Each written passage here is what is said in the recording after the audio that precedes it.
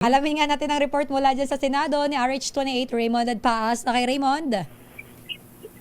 Elaine at Mayor, kung sakali daw na matuloy at magtagumpay ang impeachment laban kay Vice President Sara Duterte Carpio, ay tatanggi itong si Senate President Francis T. Escudero na hahalili sa kanya. Ito ay kung ayon kay Escudero sa ngayon ay ayaw niya itong pag-usapan, lalo na at kasama siya sa mga hukom na uupo sa impeachment court. Ngunit sa kanyang paliwanag alinsulod sa batas, kapag magtagumpay ang impeachment proceedings laban sa ikalawang Pangulo, ay maaaring pumili si Pangulong Bongbong Marcos ng kanyang Vice President mula sa Senado at Kamara de Representantes.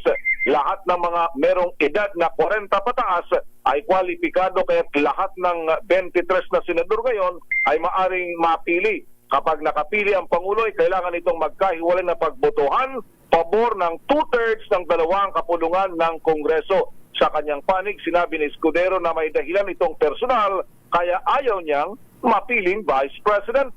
Narito si Senate President si Escudero. Senator below 40. So sir, qualified ka nga? No, hindi ako.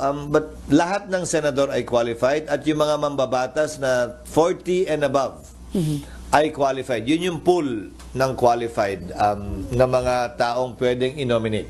Kung i-nominate ka sir, open ka na maging vice president? Ayokong pag-usapan yan because it's unfair. We will be sitting as an impeachment court. Pero sa totoo lang, mamaya sabihin ko sa iyo kung bakit kung bakit ko ayaw. Si Senate President G. Escudero. Raymond. Ito si RH20 Mayor. Pwede man tanggihan yan? Line of succession, nasa batas yan na pagka mawala ang Vice President, tama, yung Presidente, tama, yung Senate President susunod na dapat humalili. Hindi, yun ay yung mga in-ordinary situation na Mayor. Pero sa impeachment daw,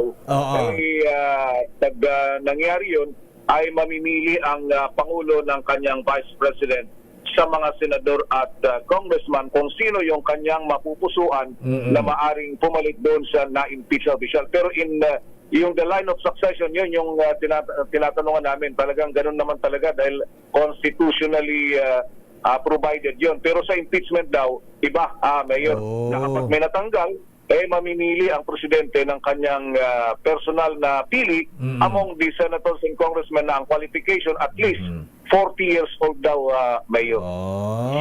Baka ayaw ni Senate President ng Vice President. Gusto niya, Presidente.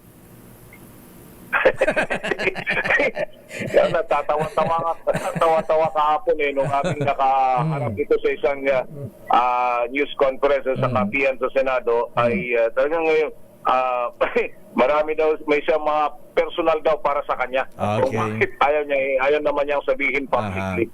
Ayan, maaga pa. Ayan, maraming salamat, Raymond. Ito si RH28 Raymond Adpaas para sa DZRH, una sa Pilipinas, una sa Pilipinas.